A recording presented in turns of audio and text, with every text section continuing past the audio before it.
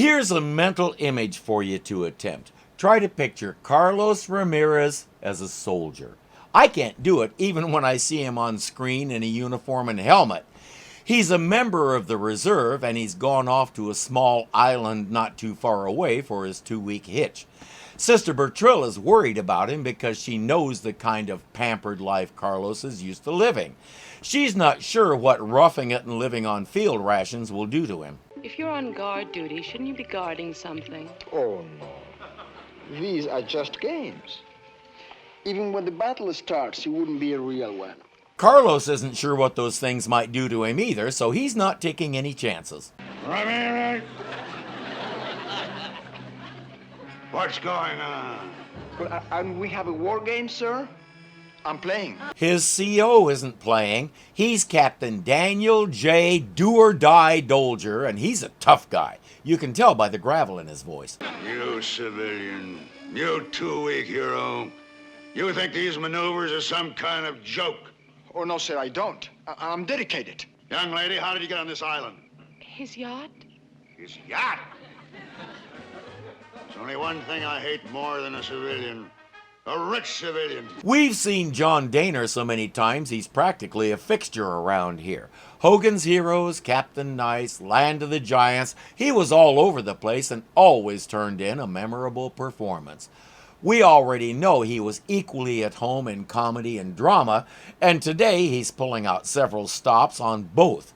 He's intimidating, there's no question about that. But this is a sitcom, so it won't all be blood and guts. Some of it will be champagne and perfume, at least if Carlos has any input.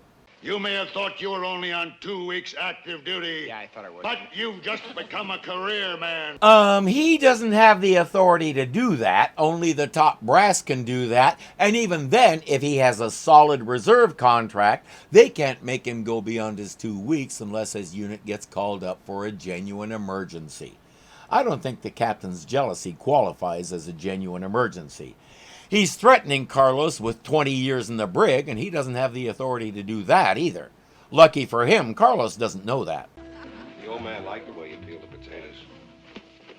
You mean the daisies? Yeah. Tonight he wants you to shape them like roses. I'll do my best.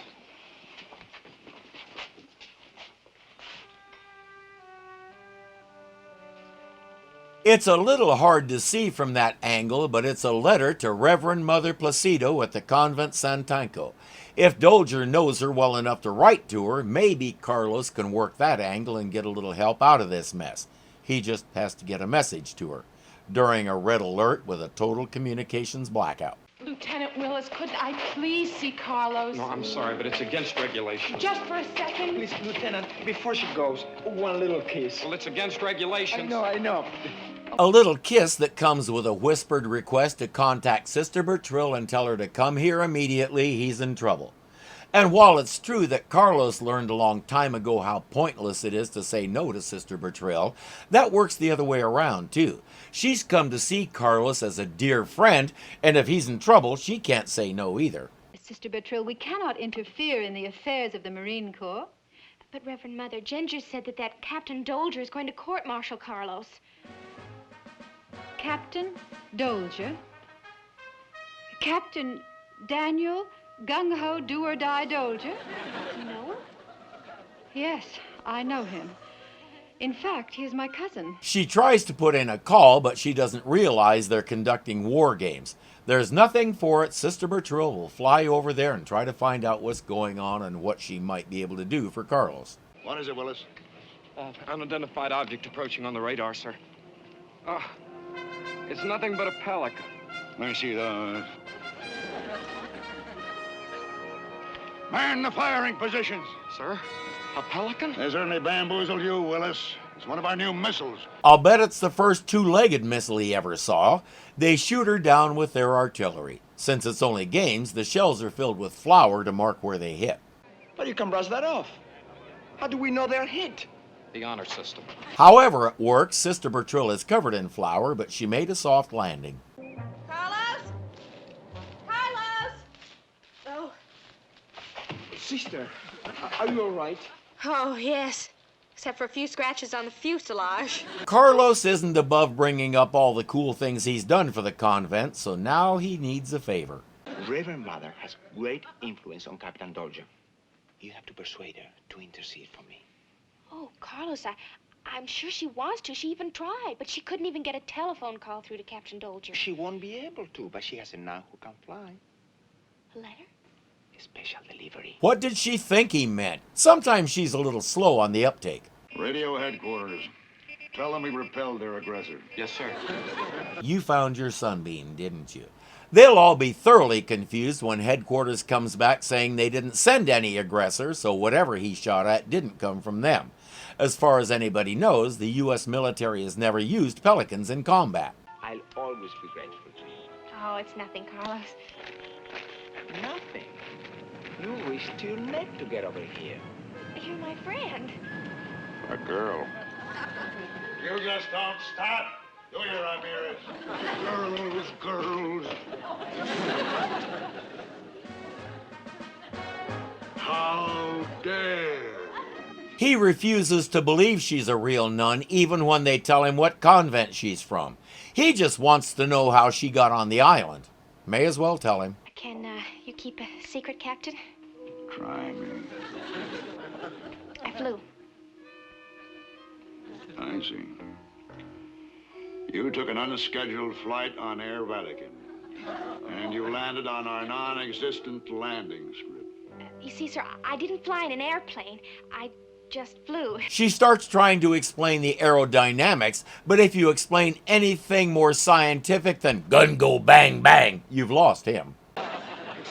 Excuse me. What is it?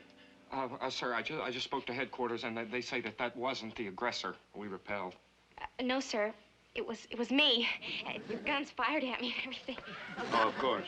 I forgot. You flew over. She has the flour all over her habit to prove it, but to put it bluntly, this guy's crazy. Yes, it all has to do with lift plus thrust being greater than load plus drag. Now listen to me, both of you.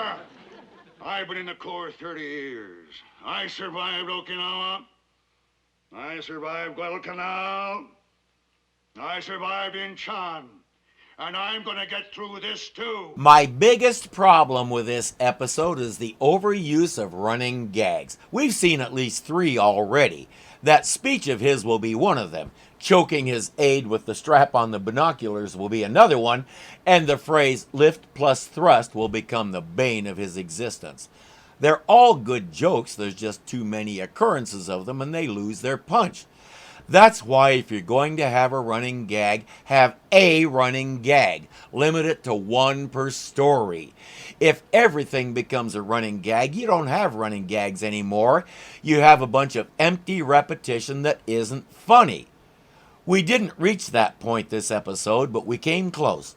Willis, I want both these people put in the guardhouse. We don't have a guardhouse, sir. Then build one. Right, I'll call Joe's Hardware and order some lumber. Oh wait, red alert, blackout, all that stuff. As I said, he's crazy. I don't want to hear another word about lift plus thrust. But it's true. I am Sister Bertrille of the convent Santanco.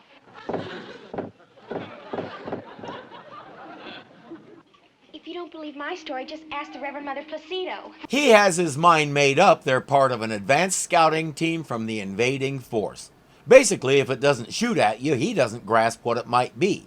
My question, why doesn't she just offer to show him? Why not check out the sister's story? I mean, particularly since you know Reverend Mother Placido. They've finally gotten to you, haven't they, Willis? We're on red alert. The aggressor forces may attack at any moment.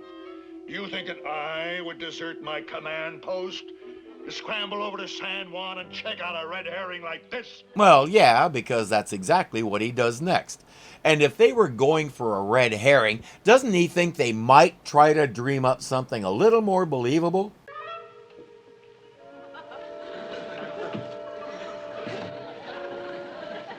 Well, Cousin Daniel. He knows he can trust her to tell him the truth, so maybe he can finally get to the bottom of all this. She can buy. Lift plus thrust? As I understand it, yes. I see. That's very interesting. Very interesting. They don't stop at anything these days now, do they? Nuns even. Mother Superior. You are correct. He's searching for bugging microphones in her office and accusing her of being in on the plot, whatever it is. She's just about had enough. Daniel, Jay, Dolger, stop that. Here. All right, wherever you are. I'm not cracking yet. Not yet. Dolger hasn't cracked yet. Of course not. The ones who have cracked always think they're the only sane ones. I survived Incheon. I survived Guadalcanal. I survived Okinawa. Danny. Daniel, listen to me. Sister Bertrille can fly. He won't discuss it anymore. You never know how many roses might be listening in. You must have a little faith, Daniel. And if you do not believe that Sister Bertrille can fly, why do you not ask her to demonstrate? You're trying to undermine the entire Marine Corps. An officer asking a nun to fly. What's she doing on the island anyway? She was trying to help Senor Carlos Ramirez. Oh, yeah, well, she helped him all right. He'll get 30 years now. Now she's really had it with him, but he starts trying to turn it back on her. I deserted my post, sneaked off my own island. If this Sister Bertrille can fly, you've got no business letting her go airborne in the middle of a red alert. Cousin Daniel, No business. you run your outfit. I will run mine. For starters, why should any of them even know what a red alert is? On the Enterprise, all it means is there's this obnoxious siren sounding and people walking back and forth about the ship. Why should his be any different? This is the other big problem with gung-ho military types like him. They think they're in charge of everybody and can throw their weight around whether you're under their command or not. Needless to say, Reverend Mother Placido won't have it. And she's tougher than he is. He thinks he's got a rough outfit. He ain't seen nothing. Back at the island, he says, "Okay, let's see this flying." Too bad there's no wind. Why didn't you wake me up last night to demonstrate? There just isn't enough wind this morning. That wouldn't have stopped the Wright brothers. But it is true, Captain. Sister Bertrille can only fly under certain conditions. Come off it. You can fool some people all the time, and all people some of the time. Sir! What? We've sighted the aggressor, sir. Where? Landing craft off position 2. She's explained the whole lift plus thrust thing to him multiple times, but he still hasn't figured out that both come from the wind.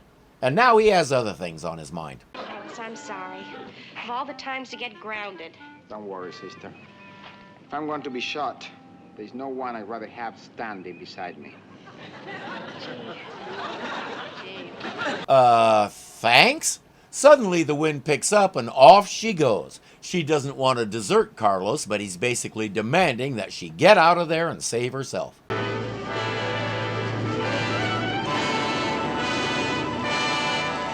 Willis was wondering why there weren't more landing craft, but Gung Ho Daniel isn't listening. He knows what's what. Sir, that is not the aggressor force. That is only a decoy. A diversionary move. You're really out to get me busted, aren't you, Ramirez? Why? I do my job. I serve my country. Who said it was all about you? Sir, there is a whole flotilla approaching from the other side of the island. Why didn't our spotter or radar see them? They are too far away. But believe me, sir, someone saw them. Yes, it was Sister Bertrille, and she was flying. Listen, Ramirez, one more peep. Good heavens, Captain, what do you need for proof? Aerial photographs? That might not be a bad idea. Who brought the camera? Honestly, Captain, you're the most skeptical man I've ever met.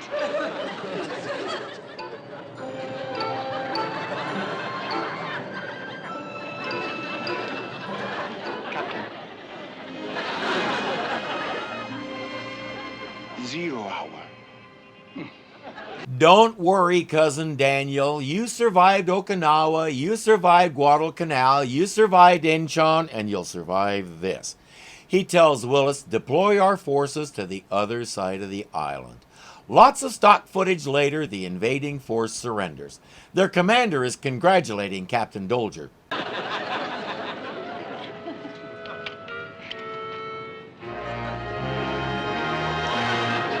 You don't want to know. If you enjoyed this, please click the like button to let me and YouTube know you want to see more. If you're not subscribed yet, punch me in the mask here and get signed up so you don't miss a thing, because something is always happening here at Irving Zoo. As always, thank you for watching, and I'll see you later. He's gone off to come on. He's intimidating those oh, come on. Choking his aide with the strap on the binoculars. Right. Come on. Doesn't he think they might try to slow down.